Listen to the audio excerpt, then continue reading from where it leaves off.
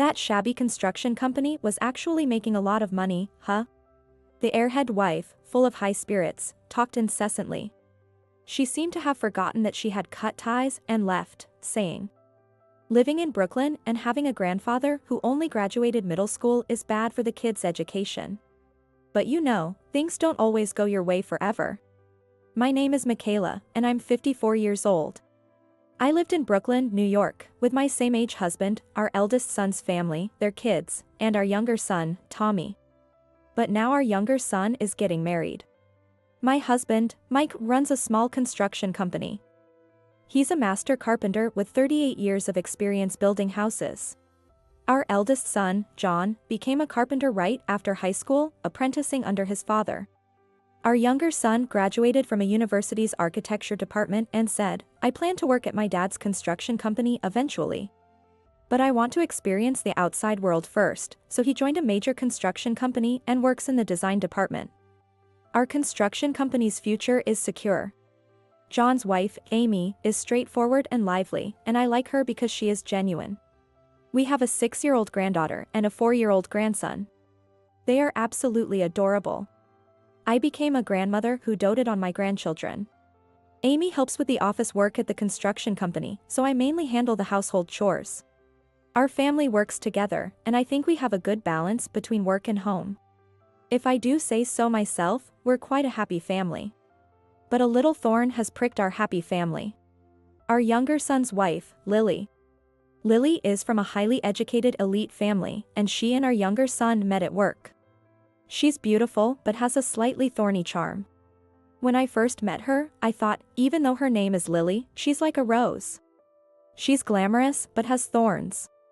She was a receptionist, a high-up beauty, and our son was proud to have won her over.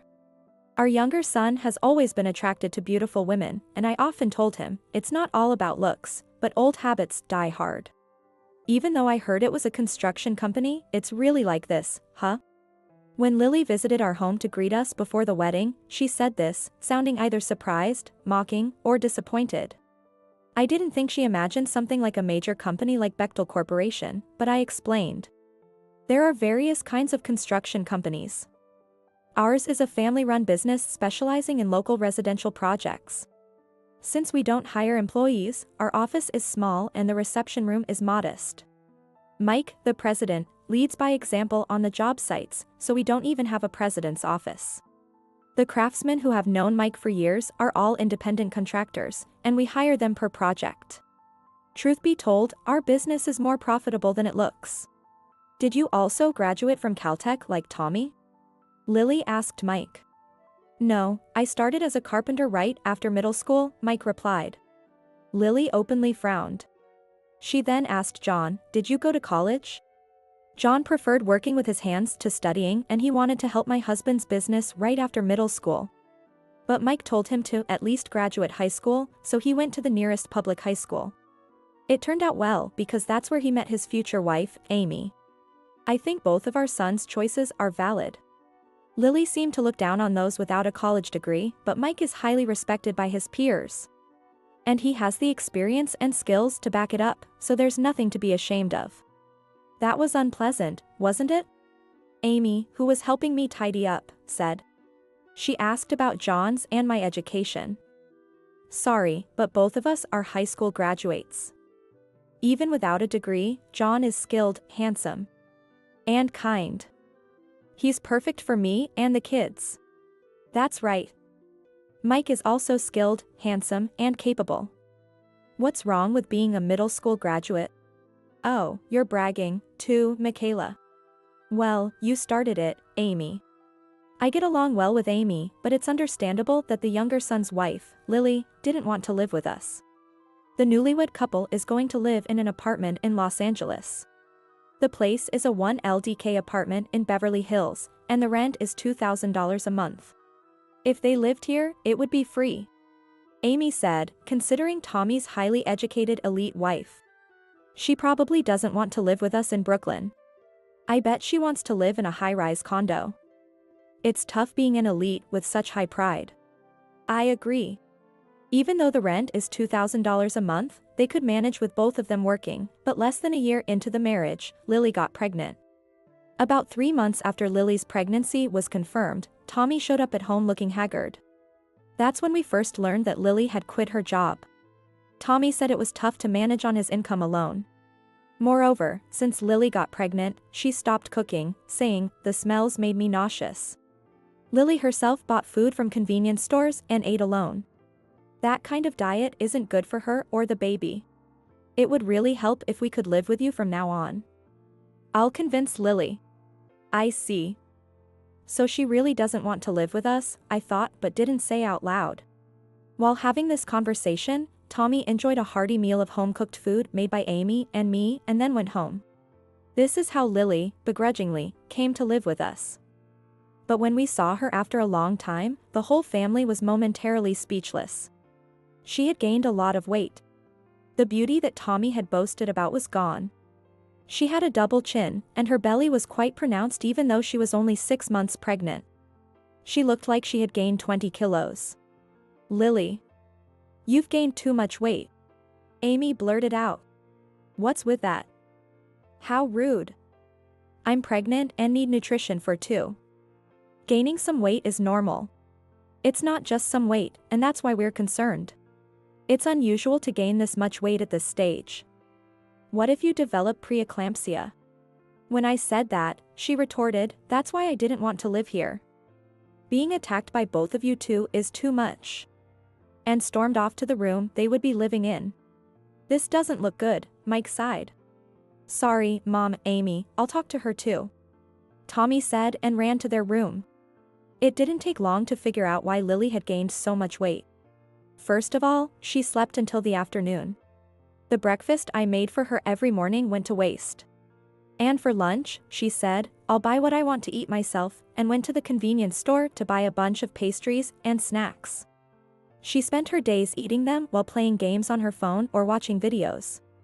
She didn't help with the family construction business or do any housework. When she showed up for dinner, she would say, "This tastes bland and isn't good," and try to leave the food unfinished. So I explained, "I'm making it less salty for the sake of you and the baby." Amy and I planned meals with low salt, high protein, and low fat, separate from the others. But if it doesn't taste good, what's the point? What a thing to say. You have to eat. I know it's bland, but the pastries you buy are extremely high in calories. Eating 4 or 5 a day, plus snacks, puts you way over your calorie limit and messes up your nutrition. That's why you're gaining weight, and it's bad for the baby too. Amy snapped. Since she had recently given birth, she was more empathetic. She was right, and it was for Lily and the baby's sake, but Lily didn't seem to understand. In the end, Lily got a stern warning from the doctor at her next checkup and reluctantly started eating the meals Amy and I prepared. She didn't express gratitude or help with the cooking and still lazed around in her room. But somehow, she safely gave birth to a baby girl, and our family grew. Mike, me, John and Amy, Tommy and Lily, and 3 grandchildren. A total of 9 people in our big family. Even with a difficult daughter-in-law like Lily, my granddaughter is adorable. One day, I saw the 2 daughters-in-law chatting for a change, and then Lily said, "If I help with the construction business, can I get the same salary as Amy?" I explained that it wouldn't be fair to pay her the same amount as Amy, who had been working with us for years. But we agreed on a take-home salary of $1,500 plus bonuses for Lily. However, Lily's work performance was terrible. It made me question if she had really worked in a professional setting for years. The craftsmen we worked with particularly disliked her. No wonder, since she openly looked down on carpenters and construction workers. Moreover, she mostly left the childcare to me. Even after giving birth, she didn't lose much weight, and appearance-conscious Tommy would sigh secretly. Living together and seeing the good sides of her might have made her weight gain less of an issue. But with her bad reputation and attitude only worsening, I felt sorry for Tommy. Despite the various problems, we managed to maintain peace in the family with everyone else's cooperation and patience.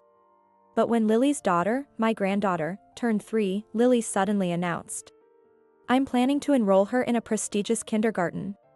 Living in Brooklyn and having a grandfather who only graduated middle school is bad for her education, so we're cutting ties." And she left with her family. By this time, Tommy was completely under Lily's thumb, and he kept apologizing to us and left the house. I can't believe it. She dumped all the childcare on you, didn't pay for rent or food, and saved up to buy a condo in Los Angeles? Amy's anger was understandable.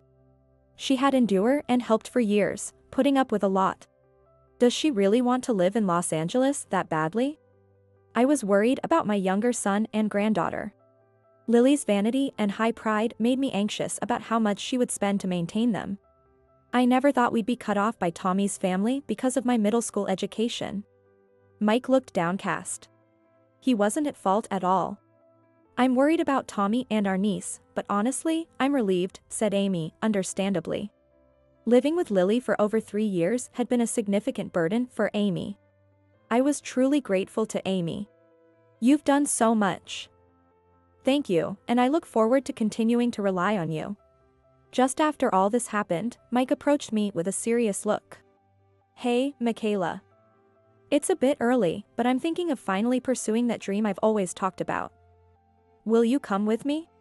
Mike's long-held dream was to build his ideal house in the countryside and live a leisurely life, growing vegetables and enjoying nature. The construction business is secure with John and Amy. They will likely make it even bigger than I ever could. I agreed. John had married a wonderful woman. I still had concerns about our younger son's family, but they were adults and parents now. They would walk their own path. Mike had originally planned this for his 60th birthday. We were both 58, so I wasn't particularly surprised when he brought it up. I've already found a suitable plot of land. The house plans are ready. The view is great, the air is clean, and there's a spa resort nearby. It's a wonderful place. Mike looked so happy, and I found it charming that he could still talk about his dreams no matter his age. Of course, I would go with him. Cooking with vegetables we grew ourselves, occasionally enjoying the resort, and living a peaceful life with Mike. It sounded like a wonderful retirement. John and Amy knew about Mike's dream and, though a bit surprised, supported us. Mike quickly bought the land in Glenwood Springs, Colorado, hired a few trusted craftsmen he had known for years, and enthusiastically worked on the house himself. I visited the site about once every 10 days with snacks, and it was fun to see our future home taking shape each time. The house was a single-story structure, fully equipped with barrier-free features for the future.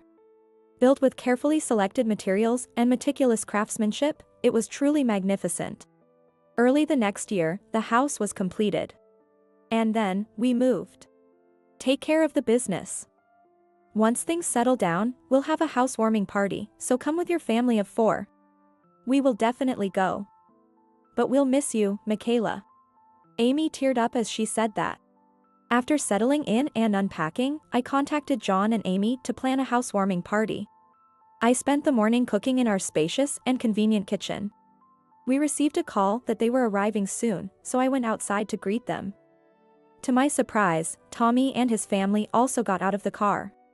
Lily, didn't you say you were cutting ties with us and leaving? I wanted to say, what nerve you have, but Lily didn't seem to care. Oh, Michaela, long time no see. This place is really in the middle of nowhere, isn't it? But is all this land yours? And the house is amazing. Did it cost $100 million? She said, sparkling with excitement and speaking familiarly. I'm sorry, Michaela. John must have told Tommy. Amy whispered to me. Even if Lily declared she was cutting ties, it wasn't strange for both John and Tommy to stay in touch. However, Lily's attitude was perplexing. She was moving her even larger body than when she left, speaking ingratiatingly. Frankly, it was creepy. Including the land, it might be around that, but since we built it ourselves, the actual costs were just the labor and materials. So it wasn't that much. Mike explained, having come out of the house upon hearing the commotion. Sorry. When I told her Dad built a house, she kept insisting on seeing it, asking what kind of house, how much it cost, and so on. Tommy said apologetically. I was happy to see Tommy and his kid. I wondered if there was a way to send this daughter-in-law away, but no good idea came to mind. Telling myself that I only had to endure her for today, I invited everyone inside. As soon as they stepped into the entrance, everyone gasped and sighed. Wow. Such a big entrance. It's beautiful, said Lily. The natural light is amazing. High ceilings and large windows make it so bright and pleasant. Amy exclaimed. It's completely barrier-free. No steps at all. This is incredible, Dad, said Tommy. John, the new president of the construction company, muttered, if you built this in the city, it would be more than $100 million. The wood and fittings are top-notch. It could easily cost $500 million. $500 million. Lily shouted, her eyes wide. That shabby construction company was actually making a lot of money, huh? Shabby is uncalled for. Even when scolded harshly, she stuck out her tongue and shrugged. She still had that condescending attitude. She might think it's cute. My design and the craftsmen were all skilled, long-time acquaintances. We worked fast and got materials at good prices. So it didn't cost nearly that much. Mike explained happily. This is your masterpiece, Dad. Tommy said, clenching his fist with determination. Then, out of nowhere, Lily said, hey, Mike. Build a house for us too. What are you talking about? You just bought a condo, didn't you? When I said that, she replied, but seeing this house makes our 2DK condo feel small and dark. I want a house like this. It doesn't have to be in Los Angeles, New York City, or Chicago would be fine. We could sell the condo and use that money to buy land. If you build the house, it'll be free, right? I was stunned by her audacity. Moreover, she added, oh, and you should gift us the money while you're alive. That way, we can buy land. I mean, it's impressive that a middle school graduate could build a house like this. Enough already. A low, angry voice interrupted. It was Tommy. His clenched fist was trembling slightly. Dad. I've decided. I want to work at your construction company. I was planning to eventually, but now I've made up my mind. I'm quitting my job and helping John. I want to build houses like you. Lily panicked. What are you talking about? I don't want that. It doesn't matter if you object. I'm leaving you. What? I said I'm divorcing you. My sons both love and respect their father very much. Seeing the house their father built with all his heart, Tommy must have made his decision. What? What are you talking about? You can't be serious. The one being unreasonable is you. I've put up with your attitude, your words, and your behavior for a long time, but I've reached my limit. Dad and his work are a source of pride for me. I can't be with someone who looks down on that. I felt like applauding. Amy sensibly took the children out to the yard. If only Lily had even a tenth of that consideration. You confessed to me first. I had plenty of other suitors. So it's your duty to make me happy. Yes, I thought it would be wonderful to have a beautiful wife. But now, no one would call you beautiful. If you want me to fulfill my duty, then be a wife worth fulfilling it for. You. You can't just divorce me for such a reason. We have a child. Indeed, divorcing her just because she gained weight wouldn't hold up, but Tommy had proper reasons and a trump card. I've recorded most of your words and actions, including today. Anyone who listens to this will understand why I want a divorce. You're such a coward. That's not manly. When Tommy pulled out his phone and started playing the recordings, Lily turned pale and began to tremble. The recordings captured him admonishing his wife who neglected housework and childcare. And whenever she opened her mouth, it was to badmouth us or John and Amy. The clincher was the recording of her frequently throwing hysterical fits and hitting the child. It was hard to listen to her harshly insulting both Tommy and his kid. Did you hear that? When I said no one would call you beautiful, I wasn't just talking about your appearance. It's your heart that's ugly. Lily, I can't trust you with my precious grandchild and son. If you insist on not divorcing, we'll get a lawyer involved. I couldn't hold back from saying that. I was truly unforgiving in my heart. Everyone there felt the same. What do you people with low education know? I thought your only skill was building houses. And I came all the way to this countryside to ask for help. I think building houses is quite an impressive skill. Lily, I've worked with you enough to know that you might have a fancy degree, but you're terrible at your job. Don't you realize that? I didn't feel bad about saying that. I don't feel like building a house for you. Mike sighed and said, deeply reflective. Finally understanding that no one was on her side, Lily left in a huff, without even trying to take her daughter who was playing in the yard. The daughter didn't try to follow her mother either. I thought I'd have to stop her from taking the child, but no need to worry about that. Tommy said with a somewhat sad smile. Soon after, the divorce was finalized without much trouble. Lily had no interest in a man who had quit his prestigious job. She didn't want custody of the daughter either. They sold the recently purchased condo, but despite the down payment, there was still a lot left on the mortgage. Who knows how much they'll get for it, but neither Tommy nor Lily will see much money from it. They might even end up with leftover debt. Oh, what a waste. Throwing away a $100,000 down payment like that. Amy lamented loudly. Lily returned to her parents' house, but a few months later, she called Tommy.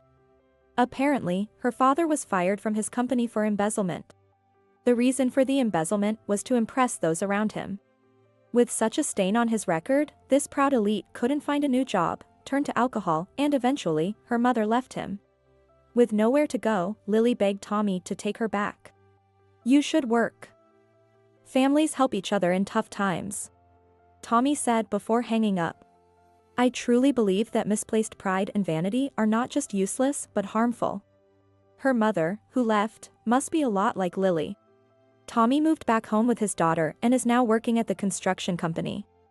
He mainly handles design work but has recently started going out to job sites, learning a lot from John and the craftsmen. Tommy said, I should have married someone like you.